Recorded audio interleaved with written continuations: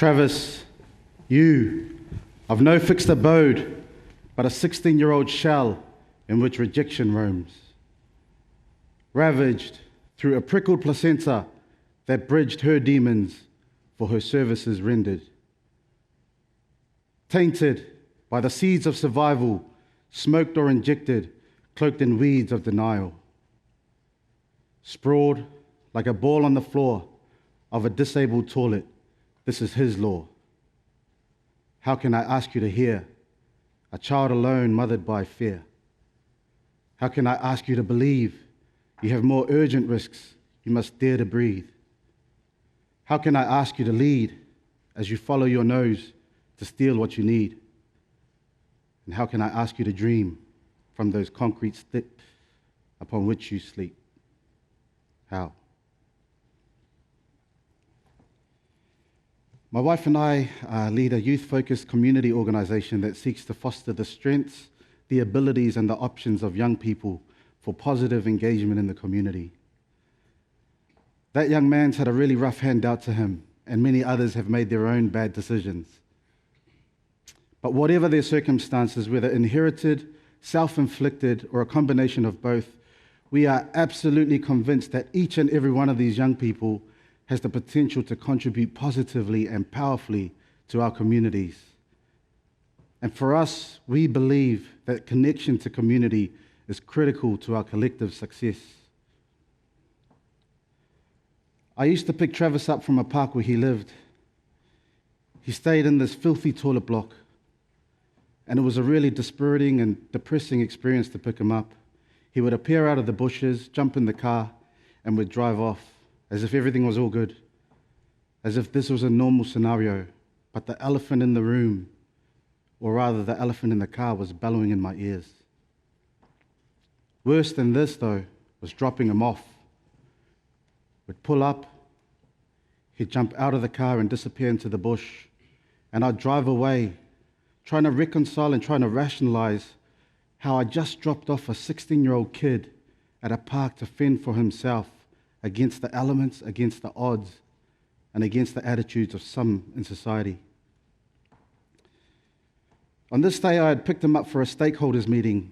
These are meetings where the young person and their support workers come together to discuss their progress. So you have youth workers, counsellors, social workers, etc. And the room looked a little bit like this. With us, the panel of experts, sat in those high-set chairs, dressed powerfully in our business attire, holding clipboards and notebooks and other tools of the trade. But tell me, how do you think Travis felt sat on that low-set couch? Connected or marginalized?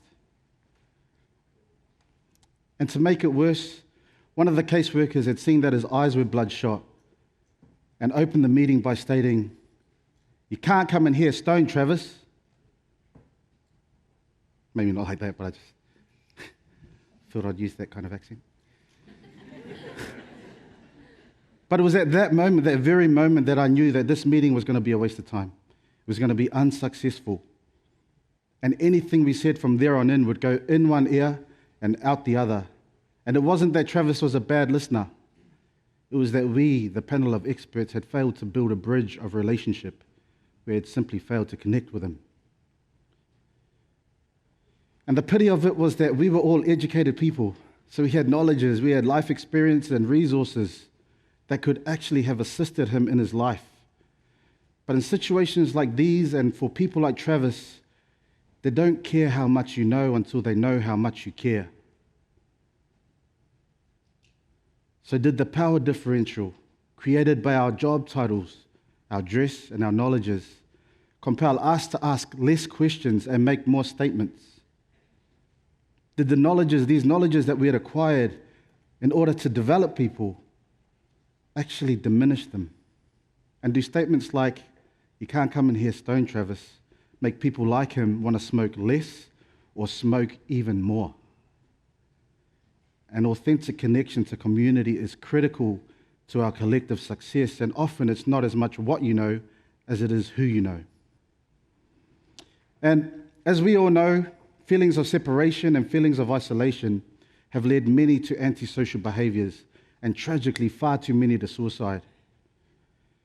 Suicide is the leading cause of death for Australians aged between 15 and 44, with approximately 2,500 deaths per year.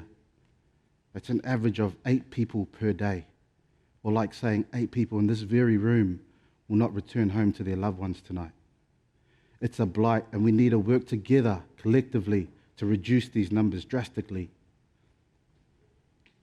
In our work and community, we've seen an increase in mental health issues, despite the increase in research and graduates connecting with the field.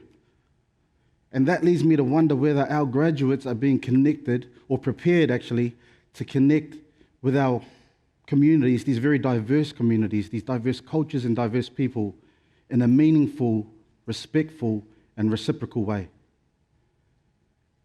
For example, and in relation to mental health, the field of psychology originated in the philosophical halls of Europe, was transported across to America, where it was molded and manufactured for their very Eurocentric context. Many cultures and worldviews, particularly those of the global south, were not a part of that knowledge construction process. And so some experts state that parts of psychology are therefore antiquated. Samoan psychologist Dr. Siautu Alefeo-Tungia, she states that because Pacific cultures weren't part of that conversation, that therefore some parts of psychology are therefore out of time, out of space, and out of touch with our communities. In the Samoan culture, mental health or mental illness is actually referred to as ma'iaiku commonly. Ma'iaiku literally translates to mean spiritual sickness. And for some cultures, mental illness is connected to the spirit rather than to the mind. And so what happens if I, a youth worker, refer my client to an expert and their very understanding and knowledge of what's happening is disconnected? What happens if there's a non-alignment of worldviews? Would it be for us to expand the basket of knowledges that we're teaching from, to incorporate other cultural knowledges, or would it be for the client to change the very essence of who they are?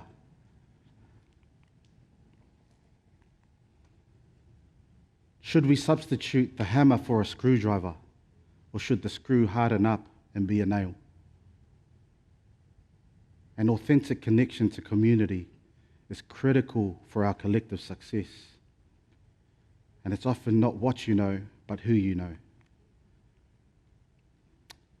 This is a picture of Te Moana Nui a Kiwa, the Pacific Ocean. I have 3 passports. I'm not sure if I'm allowed to say that here, or if this is the right stage to say this, but I identify as a Samoan by blood, a Kiwi by birth, and an Aussie by choice. My wife is beautiful, but she's also a Samoan, a Tongan, and Niuean. So our 2 children, Aura and Falani, could potentially have 5 passports if that was allowed. My wife and I view them, our children, as children of the ocean, kids of the Pacific. Now, Western knowledge system sees the Pacific Ocean as that which separates them. It separates the islands within them. Traditional Pacific knowledge system sees the ocean as that which connects us. So 2 lenses, 2 very different narratives. Because if the ocean is that which separates the islands within, those islands are therefore seemingly small, isolated, and under-resourced. That's a very bleak and hopeless picture. However, as Professor Epeli Hau'ofa so profoundly states, our ancestors and our forebears saw the ocean as a sea of islands rather than islands in a far sea, as a friend, not a foe, and as a connector, not a separator. Now this lens platforms a story or a narrative that speaks of our ancestors and our forebears as having connected histories and shared genealogies. of peoples who were brave warriors and savvy navigators, traversing the largest ocean on the planet, by reading the stars on finely crafted canoes and understanding the currents. As a Pacific person, I choose this knowledge system. It makes me feel proud, it makes me feel hopeful, and it makes me feel powerful. It also makes me ready to contribute to today's society, aligned with the spirit of my forebears in a positive and powerful way. So one ocean, two narratives, one of hopelessness, one of hope, one that separates and one that connects. Could some of our knowledges be platforming hopelessness and separation when there are other ways of looking at the world that could platform the opposite, hope and connection? These stories aren't to slight the current body of knowledge. Rather, they're a challenge for us to stay connected and relevant to our communities. I love the tagline of this university. QUT brands itself as a university of the real world, and I think we do well in achieving some of this. Universities do need to prepare graduates for the real world, and the real world is a diverse and dynamic one. In these times of potential exponential change and disruption, we have the potential to come up with creative and innovative solutions to community-based needs. If only we would value and validate all the knowledges in community. We are sitting on a gold mine. I think if universities are going to prepare students for the real world, we ourselves in universities need to be real. And being real to me means that we need to nurture diverse relationships. We need to learn how to form them and how to foster them, because the knowledges that we graduate with can only be shared and imparted over the bridge of relationship. We need empathy, because intelligence can be learned and much of it can be Googled. But emotional intelligence must be felt. We need to be accessible, and we need to fight to be proximate to diverse peoples and cultures, because that is the real world. If we don't know diversity, there is no diversity. If we don't know need or can't feel need, there is no need. And we need to be lifelong learners. And to me, this is the crux of education. And it means simply that we will nurture that curiosity. It means that despite the amount of knowledges we acquire, we would still have more questions than answers. We would have a deep curiosity about the other and would be open to learn from them, even from the like of Travis, a juvenile delinquent, a young offender, who taught me about survival, courage, resilience, and ultimately about myself, my privilege, and the responsibility that comes with it. An authentic connection to community is critical for our collective success. And as many graduates will soon come to learn, it's not what you know, but who you know. And what I do know is that communities begin on the lands upon which we live, think, play, and love. And so as an Indigenous person from another land with a spiritual connection to a land in Te Moana Nui a Kiwa, I pay my respects to the traditional custodians of this land, the land upon which we're meeting, their elders past, present, and emerging, and thank them for allowing me, my family, and our communities to live on such a central dimension of their very being. I acknowledge that these have always been places of learning and teaching. And so the challenge, how do we stay connected? I think it's simply that we ask questions of each other. We find out what they know before we tell them what we think they should know.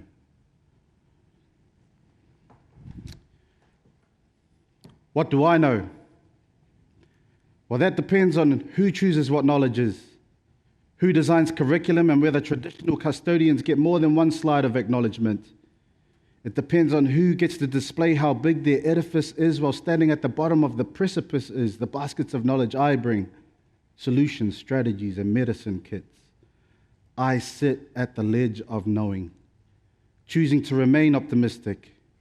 I hope that one day the lens zooms out and knowledge is more holistic, intelligence more elastic, and diversity even more celebrated.